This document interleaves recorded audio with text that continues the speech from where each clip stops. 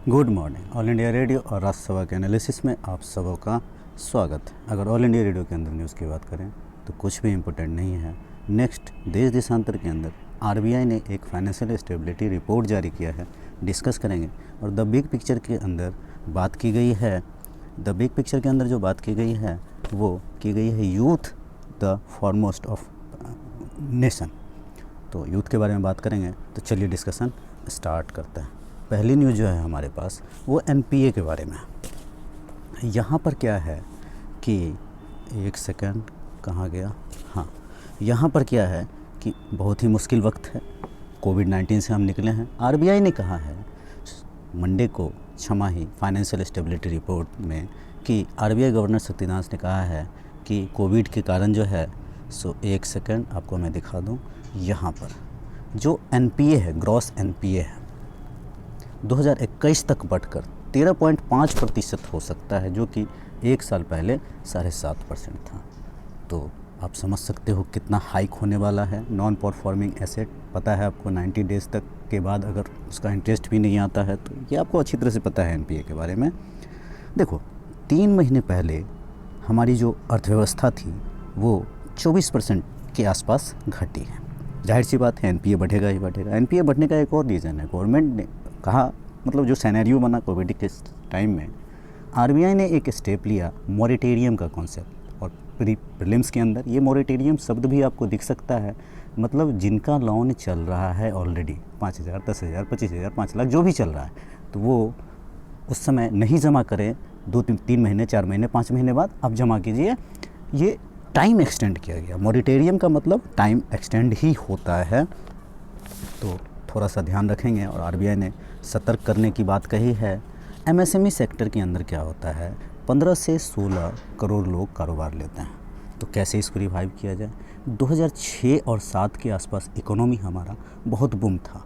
उस समय यूएसए का एक बंदा था एलन, उसने एक टर्म यूज़ किया था, इरेशनल एक्सिपेंस, मतलब एक तरफ इकोनॉमी बढ़ता जा रहा है। अब देखो अभी क्या हो रहा है कि जीडीपी हमारा डाउन हो रहा है, स्लो है, लेकिन एक तरफ सेंसेक्स बहुत हाइक पर है। चिंतनीय विषय है, सेंसेक्स क्यों बढ़ता जा रहा है। नवंबर तो नंबर बहुत ज़्यादा हैं एनपीए के, नंबर जो है एनपीए के बहुत ज़्यादा हैं।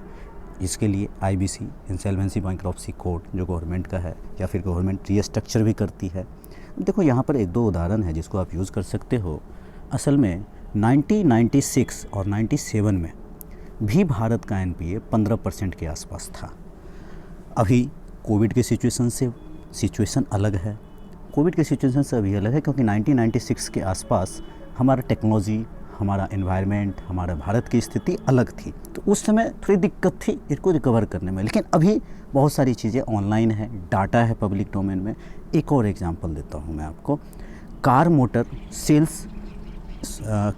सेल्स जो है सो बढ़ा है, इससे रिवाइव हो सकता है। एक बजट आने वाला है, तो बजट में किस तरह से क्या होना चाहिए, गवर्नमेंट को सोचना होगा। आर्थिक सेहत के अनुसार अर्थव्यवस्था का स्वास्थ्य, इकोनॉमी ऑफ हेल्थ किस तरह से आगे बढ़ाया जाए, क्रेडिट ग्रोथ किस तरह से बढ़ाया जाए, डबल डिजिट में किस तरह से क्रेडिट ग्रोथ को लाया जाए। अभी 6-7 के आसपास आप मान के चलो, तो डबल डिजिट 10 के आसपास कैसे लाया जाए। अब देखो, सेक्टर बाय सेक्टर पर ध्यान देना होगा, फ्लेक्सिबिलिटी लानी होगी। दूसरा पॉइंट, जो बैंक घाटे को रिकॉग्नाइज़ करे, बैंक खुद के घाटे को रिकॉग्नाइज़ करे और गवर्नमेंट रिकैपिटलाइज करे। तीसरा, इक्विटी फंड बनाए, इक्विटी के तहत गवर्नमेंट एलआईसी के थ्रू और बीमा की चीज़ों के थ्रू पैसे जुटाए, जो राष्ट्र हित में ज़रूरी है। देखो, जर्मनी का एक बहुत बड़ा एग्जाम्पल है अभी का, कि जर्मनी ने भी इक्विटी से अपनाया था और फिर रिवाइव किया था। यहाँ पे एग्जाम्पल एक दूंगा, मैं नहीं दूंगा, राष्ट्रसभा में जो देश देशांतर के अंदर बोला है वही बोल रहा हूँ। यूएसए में 2008 में क्राइसिस आया था, आपको याद हो, बहुत बड़ा। तो वहाँ पे जनरल मोटर कार कंपनी थी, वहाँ की बहुत बड़ी कंपनी थी, और वो बैंकरप्ट हो गई थी। वहाँ पर क्या हुआ, सरकार ने उसको ख़रीदा, यूएसए के गवर्नमेंट ने ख़रीदा, उसने निवेश किया, और जब वो फिर से रिवाइव हो गया, ये जो कंपनी थी जनरल मोटर कार, तो फिर जो है सो अलग कर दिया। तो गवर्नमेंट ने इस पर स्टेप लिया। तो पहला मॉडल क्या हो सकता है, इक्विटी मॉडल। दूसरा मॉडल एसेट रिकंस्ट्रक्शन कंपनी वाला। यहाँ पर मॉरेटोरियम बंद होने वाला है, कोविड सेस लगाया जा सकता है, ऐसे सुनने में आ रहा है, अभी लिखने की बात नहीं है, ऐसे समझने की बात है। रिकैपिटलाइजेशन करना होगा, तो ये सारी बातें हमने एनपीए के बारे में देखा। चलते हैं नेक्स्ट आर्टिकल पे। यहाँ पर क्या है, नेशनल यूथ फेस्टिवल हुआ है, आप लोग जानते हो, पिछले साल तो नहीं, लास्ट ईयर हुआ था, फिर हुआ है। तो हमारे प्रधानमंत्री जी ने कुछ बातें बोली हैं, यहाँ पर यूथ पार्टिसिपेट इन पॉलिटिक्स की बात कही है हमारे प्रधानमंत्री जी ने। Only 30% of youth in parliament में ओनली 13% ही यूथ है।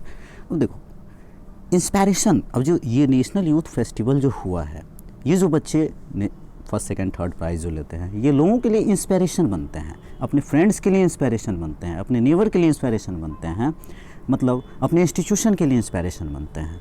तो एक नेशन बिल्डिंग में इनका भी एक योगदान होता है। यहाँ पर क्या होता है कि सेल्फलेस मीनिंगफुल सोसाइटी, जो पॉलिटिक्स है इसमें सेल्फलेस मीनिंगफुल सोसाइटी बने। ट्रस्ट ऑफ यूथ्स, सामाजिक समरसता की बात विवेकानंद जी करते हैं।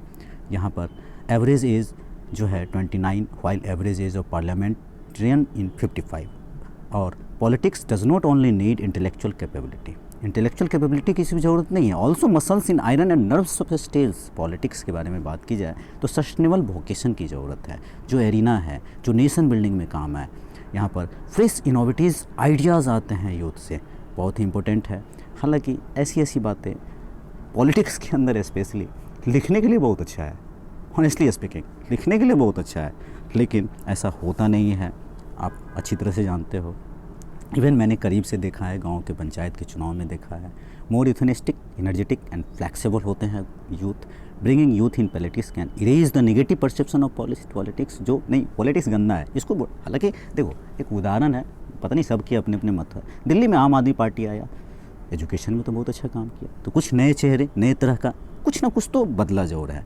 Ensures inclusiveness, demographic potential of India can be tapped. Challenges क्या है, डायनेस्टी पॉलिसीज, पॉलिटिक्स जो है, negative connection associated with whole ecosystem in politics. ये जो पॉलिटिक्स का जो इकोसिस्टम है, इसको सही करना यूथ नोट टेकन, कभी सीरियस नहीं लेते हैं, इलेक्टर्स वगैरह भी नहीं लेते हैं, एक्सपेंसेस भी कम होता है। तो इनको एक्सपेंसेस के प्लस में आप सजेशंस में डाल सकते हो, ट्रेनिंग वगैरह दी जा सकती है, जो गवर्नमेंट, अब जैसे गवर्नमेंट बोल तो रही है लेकिन इसके ऊपर स्टेप ले तब ना। Youth don't see politics as a career option.